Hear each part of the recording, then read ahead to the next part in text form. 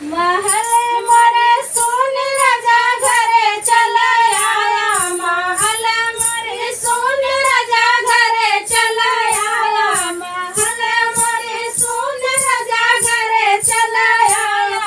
पहिला संदेशा सासुर रे भेजली, पहिला संदेशा सासुर रे भेजली, नौकरिया से चीज बेटा घरे जनी आया, नौकरिया से चीज बेटा घरे जनी आया।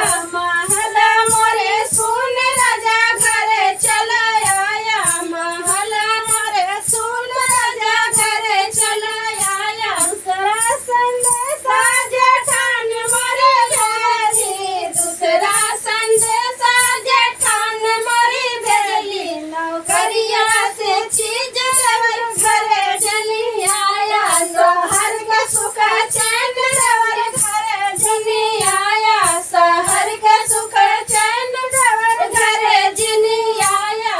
महल मोरे सुन राजा घरे चला आवा, महल मोरे सुन राजा घरे चला आवा। तीसरा संदेशा ननद मोरे भेजली, तीसरा संदेशा ननद मोरे भेजली, पैसा से